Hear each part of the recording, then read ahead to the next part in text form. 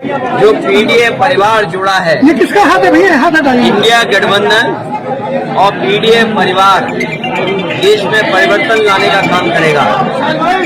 जो लोग 40 या 400 पार की बात कर रहे हैं, ये इंडिया गठबंधन और पीडीए परिवार मिलकर के इन्हें 400 पर हराने का काम करेगा।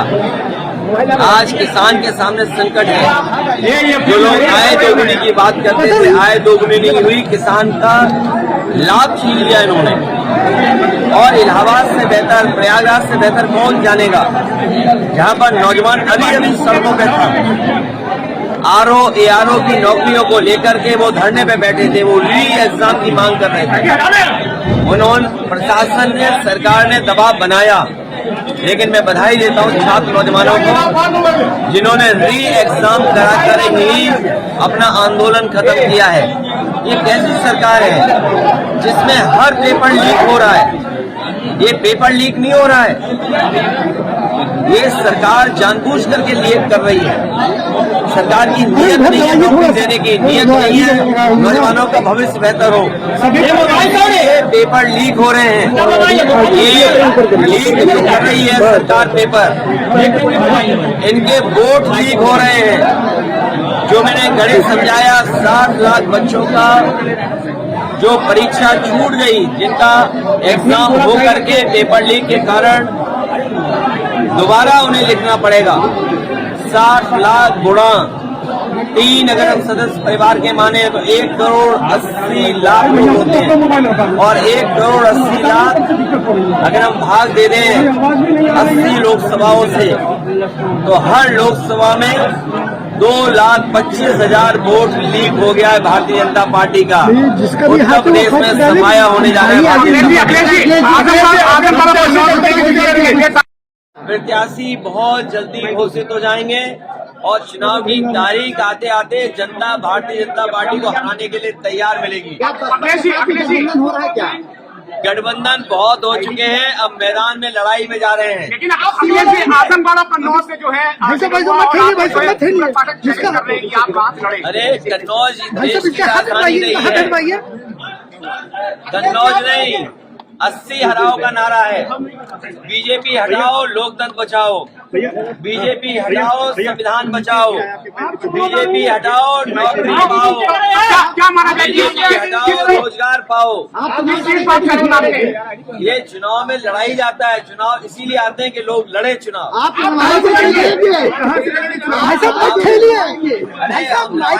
लड़ेंगे भी और सब कुछ करेंगे, आंदोलन को आगे बढ़ाएंगे। अच्छा, आज जो है पूजा पार्टी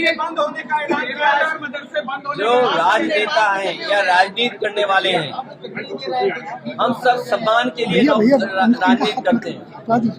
राजनीति में राजनेता सम्मान के लिए और कुछ लोग सम्मान के लिए राजनीति करते हैं। ये भारतीय जनता पार्टी की जो नई राजनीति है, जो विकसित भारत का सपना दिखा रहे थे, विश्व भारत का सपना दिखा रहे थे, वो बताओ विधायकों को, मंत्रियों को तोड़ने के लिए पैकेज दे रहे हो।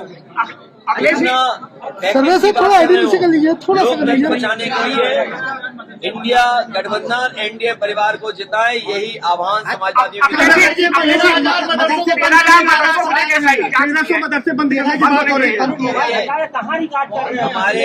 उत्तर प्रदेश का देश में पढ़ाई जाए, मदरसों में पढ़ाई उनके हिसाब से की जाए। मदरसा बोर्ड है और जिन परिस्थितियों में संस्कृत बोर्ड बना होगा, संस्कृत विद्यालय बने होंगे, ये केवल मदरसे बंद नहीं कर रहे हैं, ये संस्कृत के विद्यालय भी बंद कर रहे हैं। जो सुविधाएं नेताजी ने, समाजवादियों ने संस्कृत के शिक्षकों के लिए, गुरुओं के लिए या संस्कृत की संस्थाओं के लिए दिया था, उसको भी छीन रहे हैं। भारतीय जनता पार्टी केवल एक समाज की दुश्मन नहीं है, ये देश को दुश्मन है, देश की। चीन की सीमा पर रिजांगला थी, रिजांगला हमारे जवानों के स्मारक बना हुआ था। चीन ने वो तोड़ दिया कि नहीं तोड़ दिया, भारतीय जनता पार्टी के पास क्या जवाब है?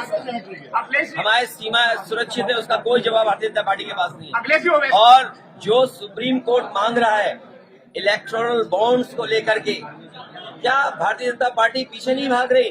और आपको ये विचार करना चाहिए, जब सुप्रीम कोर्ट ये कह रहा है कि इलेक्टोरल बॉन्ड लोगों ने दिए उसकी सूची दे दो।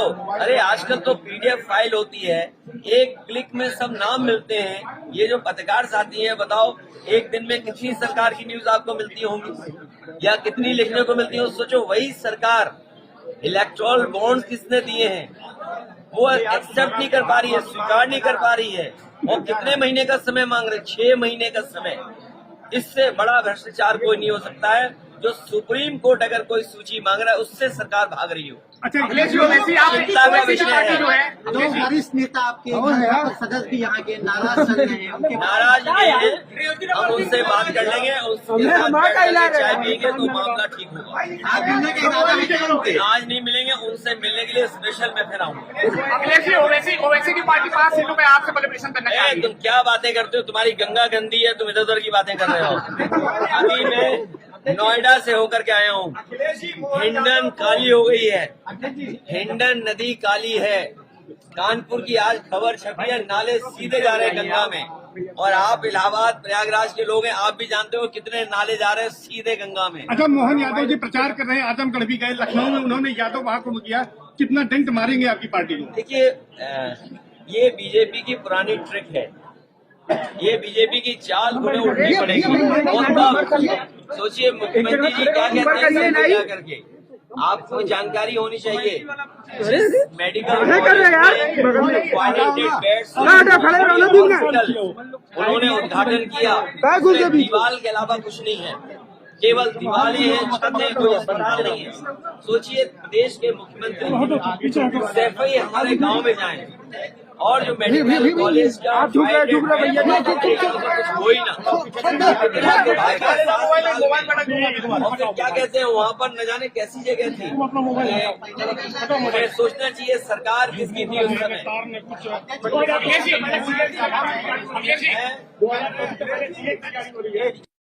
जो लोग आय दोगुनी की बात करते थे, आय दोगुनी नहीं हुई, किसान का लाभ छीन लिया इन्होंने। और इलाहाबाद से बेहतर, प्रयागराज से बेहतर कौन जानेगा, जहां पर नौजवान अभी अभी सड़कों पे था।